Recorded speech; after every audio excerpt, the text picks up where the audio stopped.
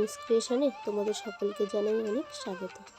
আর যে যেখান থেকেই আজকের এই ব্লগটি দেখছো সকলকে অনেক ধন্যবাদ আর ভালোবাসা জানিয়ে আজকের এই ব্লগটা শুরু করলাম।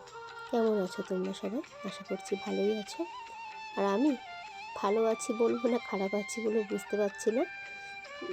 পিকুবাবুর জন্য তো শরীরটা খুবই খারাপ, কয়েকদিন না জ্বর, খুবই জ্বরে ভুগছে। সারাদিন বেশ ভালোই থাকছে আর রাতের বেলা হচ্ছে কি জ্বর বা কাঁপুনি দিয়ে আর কি জ্বর আসছে। ডাক্তার দেখিয়েছি জানো তো, এখনও কিছু কমেনি, কমেনি বলতে কমেছে, ওই যে বললাম সারাদিনটা ভালো আছে, রাত্রে করে জ্বর আসছে।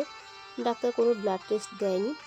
ভাবছি যে আজকের দিনটা একটু দেখবো, দেখে কালকে আরেকবার ডাক্তারের কাছে নিয়ে যাব, ডাক্তার দেখাতে আরেকবার নিয়ে যাব, দেখি আর কি কী হয়। এখন বাজে সকাল 7:30। সমস্ত কাজকর্ম হয়ে গিয়েছে। পিকুকে মুখ টুক ধুয়ে ব্রাশ করিয়ে ওকে খাইয়েও দিয়েছি, দিয়ে ওকে টিউশনে পড়তে দিয়েছি। আর এখন একটু রেডি হয়েছি, দেখো শাড়িটা পরেছি, শুধু যাবো একটু বাজারে। পিকুটার বলছিলাম না যে কয়েকদিন ভোর শরীর খারাপ, ওই জন্য ভাবলাম যে যাই দাদার সাথে আমি একটু বাজারেই যাই, নিজের হাতে একটু টাটকা সবজি আর একটু মাছ কিনে নিয়ে আসি। দাদার বললে দাদা হয়তো এনে দিত, কিন্তু প্রতিদিন তো দাদাই বাজার করে, আমার তো যাওয়া হয় না। আর আজকে যেহেতু পিকু পড়তে বসেছে, তেমন কোনো আর কাজ নেই, ও তো স্কুলে যাবে না, ওই জন্য তাড়াতাড়ি রান্নাবান্নাও নেই। ওই জন্য ভাবলাম যাই আমিও দাদার সাথে একটু যাই, গিয়ে আমিও একটু বাজারটা করে আসি। অনেক দিন কোথাও বেরোনোও হয়নি, একটু বাজার করা হলো, একটু বেরোনো হলো। সবসময় তো বাজার করেই দেয়, সেই বাজার আনেই, সেটাতেই রান্না করি। আর মাঝে মধ্যে নিজের হাতে বেছে টাটকা সবজি মাছ কিনে বাজার করে তার রান্না করা, সেটারই মজা আর একটা আলাদা, তাই না? আমার তো ভীষণই ভালো লাগে নিজের হাতে সবজি মাছ কিনে এনে রান্না বান্না করতে। তাহলে চলো যাই বাজারে, দেখা হচ্ছে বাজারে গিয়ে। দেখো বাজারে এসেই আগে এসেছি মাছের কাছে। কি টাটকা মাছ গো, বাজার ভর্তি টাটকা মাছে ভরা। একটু ছোট ছোট, কিন্তু কোনো সমস্যা না, টাটকাই তো না। এখনও দেখো এই ট্যাংরা মাছগুলো না লাফাচ্ছে, বাসছে তো ট্যাংরা মাছগুলো লাফাচ্ছে। যখন বাড়ি এনেছিলাম তখনও পর্যন্ত ট্যাংরা মাছগুলো কি আর লাফাচ্ছিল। এত টাটকা মাছ দেখে কি আর লোভ সামলানো যায় বলো। কিছু ট্যাংরা মাছ নিলাম, আর কই মাছগুলো না বড্ড ছোট, ওই জন্য নিলাম না। আর নিয়েছিলাম একটু চিংড়ি, পিকুবাবু চিংড়ি খেতে খুব ভালোবাসে। এখন দেবো না, দুদিন এই ট্যাংরা মাছটাই ঝোল করে দেবো ওর পাতলা করে, আর আমি একটু কষা কষা করে ট্যাংরা মাছটা আর কি ঝাল করবো। আর চিংড়ি দেখো এখনও লাফাচ্ছে। নিয়েছিলাম চিংড়ি, কিন্তু ওকে এখন দেবো না, 2-4 দিন আর কি পরে দেবো। চলো মাছ বাজার তোর কমপ্লিট, এবারে যাই একটু সবজি বাজারের দিকে। এখানে দেখো চারিদিক সবজির বাজার, একদম ভরা, টাটকা টাটকা আর কি সবজি। যাই হোক চলো, ব্যাগ ভরে মনের সুখে বাজার করে এলাম আমি বাড়িতে এলে তো হবে না, সেই সবজিগুলো আবার পরিপাটি করে গুছিয়ে রাখাও একটা যুদ্ধের মতন একটা কাজ। যাই হোক চলো, যুদ্ধটা জয় তো করতেই হবে, তাই না?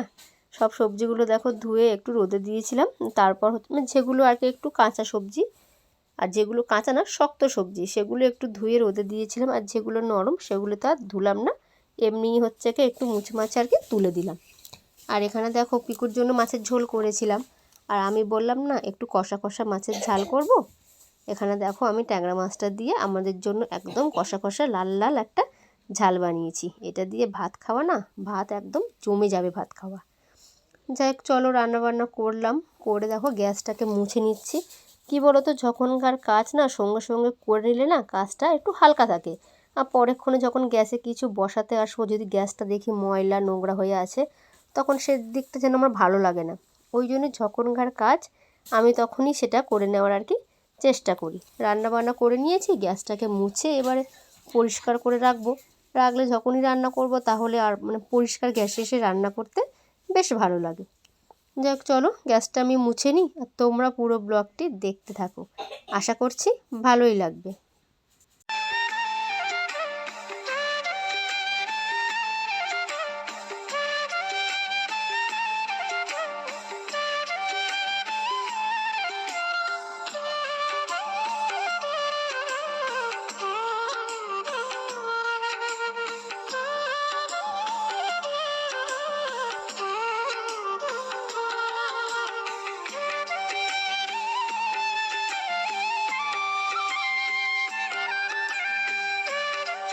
আজকের চারিদিকের ওয়েদারটা কি সুন্দর না, একটা ঝলমলে একটা পরিবেশ আর কি।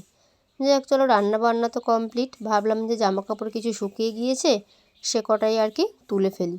আর একটু পরেই তো রোদ চলে যাবে, মানে 2টো বাজলে উঠানের রোদটা একটু কমে আসে আমাদের। আর তখন তো জামা কাপড়গুলো কীরকম ঠান্ডা হয়ে যাবে, ওই জন্য গরম থাকতে থাকতে আর কি জামা কাপড়গুলোকে আর কি তুলতে এলাম।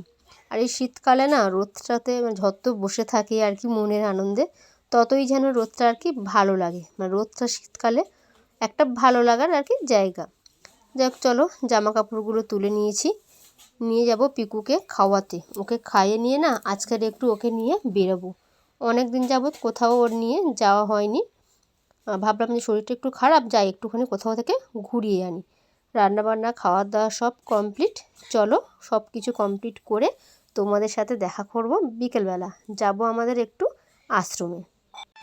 এটা আমাদের বাড়ির একদমই কাছে একটা আশ্রম। আশ্রমটা হচ্ছে শ্রী রামকৃষ্ণেরই আশ্রম। আর এই আশ্রমে এলে না মনটা বেশ ভালো হয়ে যায়। এই চারিদিকে এত ফুল, চারিদিকে সবুজে ঘেরা, সব কিছু মিলিয়ে একটা অন্যরকম পরিবেশ আর কি। দেখো কি সুন্দর লাগছে না। বেশ বিকেলবেলা ঘুরতে ঘুরতে একটু এসে এখানে বসলে মনটাও শান্ত হয় আর বেশ ভালোও লাগে। ওই জন্য ভাবলাম একটু পিকুকে ঘুরিয়ে আনি। আর এখানে দেখো নানান রকমের ফুলের গাছ, সব দিকে যেন ফুলে ফুলে ভরা, মানে যেদিকে তাকাবে আর কি চোখ জুড়িয়ে যাওয়ার মতন দৃশ্য সব। মানে এত সুন্দর ফুলগুলো ফুটেছে না, মানে বাড়িতেও চেষ্টা করি, করলেও এত সুন্দর ফুল ফোটাতে পারি না। হয়তো কিছুটা হয়, যেটাকে বলে আর কি দুধের স্বাদ ঘোলে মেটানো, সেরকমই হয়। কিন্তু দেখো এই ফুলগুলো দেখলেই না চোখ মন প্রাণ সবই আর কি জুড়িয়ে যায়। আমি পিকুকে বলছিলাম তুমি দাঁড়াও কয়েকটা তোমার ছবি তুলি, ও তো ছবি তুলতে নারাজ। এখানে দেখো মানে গাঁদা ফুলের মেলা বসেছে আর কি। এই দিকটাতে দেখো নানান রকমের গাঁদা দিয়ে আর কি সাজানো আছে, মানে অনেক রকমই কালার আছে। আর ওই দিকটা চন্দ্রমল্লিকাগুলো সবে সবে ফুটতে শুরু করেছে। এটা যখন গিয়ে ফেব্রুয়ারি মাসের প্রথমের দিকে পড়বে, তখন চন্দ্রমল্লিকাগুলো পুরো ফুটে যাবে আর কি, তখন দেখতে আরও অপূর্ব সুন্দর। আর এখানে দেখো এক ঝাঁক আর কি সাদা গাঁদা ফুল, দেখতে বেশ সুন্দর হয়েছে। আমিও বসেছিলাম, যেন 2টো হয়েছে মাত্র। আর এখানে দেখো চন্দ্রমল্লিকাগুলো, আর এই দিকটা দেখো ওই যে নিমপিল রামকৃষ্ণ আশ্রম বললাম, ওটা আমার বড় ছেলের স্কুল আর কি।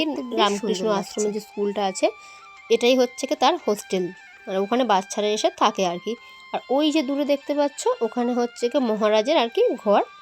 আর এই দিকটা হচ্ছে আগে যাওয়া যেত, আগে ওই দিকগুলো আমরা যখন ছোট ছিলাম তখন যেতাম, এখন কি জানি না কেন বন্ধ করে দিয়েছে। আর ওই দূরে দেখো গেটের ওপরে যে বাগানভেলিয়ার গাছটা আছে, খুব সুন্দর লাগছে। আর এখানে দেখো সারিবদ্ধভাবে দেওয়া আছে এগুলো ইনকা গাঁদা। আমার তো ইনকা গাঁদা এখনও ফোটেনি। আর এই দিকে দেখো যে জাম্বো গাঁদার পুরোটা একটা বাগান করেছে, দারুণ লাগছে আর কি দেখতে। তাহলে চলো সব কিছু দেখা শেষ, এবারে ফিরি বাড়ির দিকে। পিকু বাড়িতে ওখানেই বায়না করছিল চিকেন পকোড়া খাওয়ার জন্য, যেহেতু বললাম শরীর খারাপ, ওই জন্য ওখানে কিনে দিইনি। আমি বললাম যে তুমি বাড়ি চলো, আমি তোমাকে বানিয়ে দেবো। ওকে এই পকোড়া বানিয়ে ওকে দিয়ে এলাম, ও বসে খাচ্ছে। আর চলো আমিও একটা খেয়ে দেখি যে কেমন হচ্ছে কি বানালাম চিকেন পকোড়াটা। তাহলে চলো আজকের ব্লগটা তাহলে এখানেই শেষ করছি। সবাই ভালো থাকবে, সুস্থ থাকবে আর সাবধানে থাকবে। আর ব্লগটি কেমন হলো অবশ্যই কমেন্ট করে জানাবে। দেখা হবে খুব তাড়াতাড়ি আবারও একটি নতুন ব্লগের সাথে। ততক্ষণের জন্য টাটা।